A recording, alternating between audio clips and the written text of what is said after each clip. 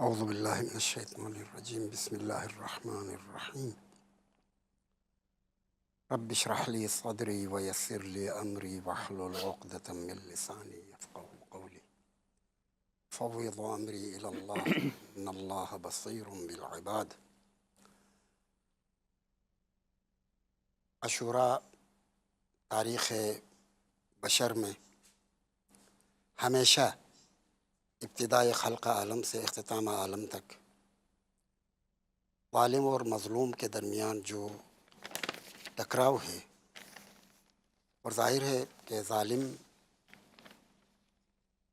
اس لیے بنتا ہے کہ وہ اپنے لیے کچھ چاہتا ہے جو اس کا حق نہیں ہے، اور مظلوم اس وجہ سے مظلوم واقع ہوتا ہے کہ وہ حق پہ قائم ہے، اور حق پہ قائم ہے اور ظالم کی باتوں میں اور ظالم کی سوچ اور اس کے مرام کے مطابق چلنے کو تیار نہیں ہے۔ یہ ٹکراؤ ہمیشہ ہے جی طول تاریخ میں۔ کوئی نبی ایسا نہیں ہے کہ جس پر ظلم نہ ہوا ہو۔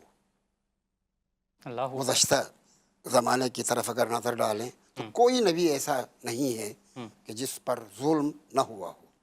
جی اور واقعے کربلا کے بعد کی تاریخ اگر آپ دیکھیں تو کوئی دور ایسا نہیں ہے کہ اس دور میں ظالموں کا خاتمہ ہوا ہو اور مظلوم موجود نہ ہو اور مظلوموں کے اوپر ظلم نہ ہوا ہو۔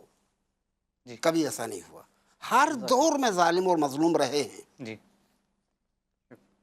لیکن اس کا آغاز تو وہ جناب حابیل اور قابیل سے ہی ہوا تھا، حضرت آدم کے فرزندوں میں وہیں سے اسٹارٹ ہوا تھا۔ بے شک یہ سلسلہ چلتا رہا ہے، لیکن حضرت ابا عبداللہ الحسین کی جن کے القاب میں ایک لقب امام الاحرار بھی ہے، زندہ سوچ رکھنے والوں کا امام، زندہ سوچ رکھنے والوں یا زندہ رہنے اور زندہ مشن رکھنے والے جو افراد ہیں ان کے لیڈر ان کے لیڈر حضرت ابا عبداللہ الحسین۔ آپ اس پوری تاریخ میں یعنی آپ اگر ازل کی طرف نظر دوڑائیں یا ابد کی طرف، جی تو اس پوری تاریخ میں ایسی کوئی مثال نہیں ملتی ہے جو مثال حضرت ابا عبداللہ الحسین نے درست قائم فرمایا۔ کی۔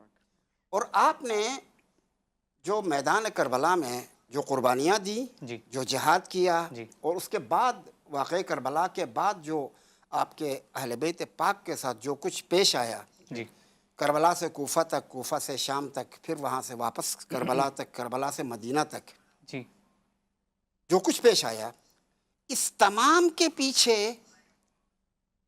احیاء کلمت اللہ مقصود تھا حضرت ابا عبداللہ الحسین کا۔ کلمت اللہ کا احیاء، اپنا نفس ہرگز نہیں، اپنی ذات کے لیے کوئی قدم نہیں۔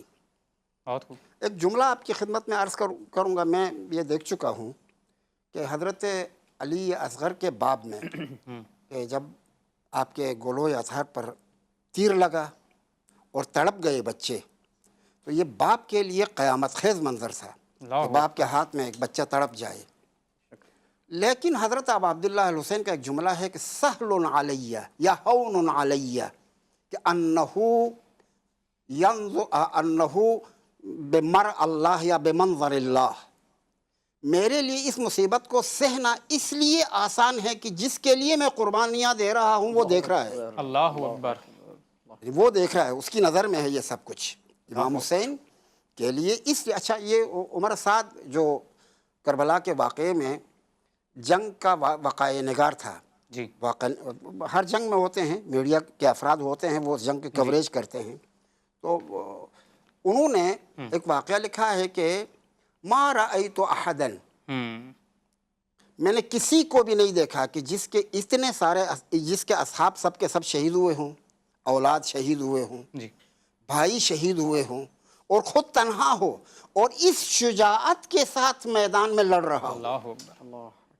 یہ ان کی گواہی ہے، حمید ابن مسلم کی۔ اسی طرح سے انہوں نے ایک اور جملہ بھی کہا ہے، کہا کہ خدا کی قسم، اس کے دل میں، اس کے سینے میں وہی دل ہے جو اس کے باپ علی بن ابی طالب کا تھا، لہذا اس کو جھکانا آسان نہیں ہے، اللہ اکبر۔ یعنی اس کو ڈرانا آسان نہیں ہے۔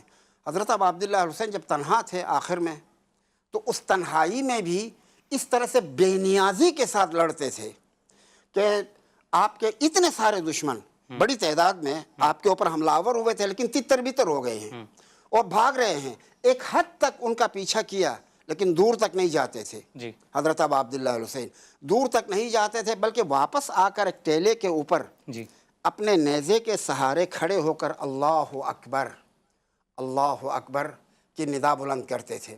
تو اس کا مطلب یہ ہوا کہ پھر وہی کہ حضرت ابا عبداللہ الحسین کی نظر خدا بند متعال کی رضا کے اوپر ہے اور آپ کا پورا جہاد آپ کی پوری جنگ جی. رضا الہی کے لیے ہے. اللہ ایک طرف سے یہ ہے اور شاید اس اللہ اکبر کا ایک مقصد یہ بھی ہو کہ خیموں تک پیغام پہنچانا مقصود ہو کہ میری بہن زینب میں ابھی زندہ ہوں, میری آواز تم تک پہنچ رہی ہے تو میں ابھی زندہ ہوں, اپنی زندگی کی خبر دینے کے لیے.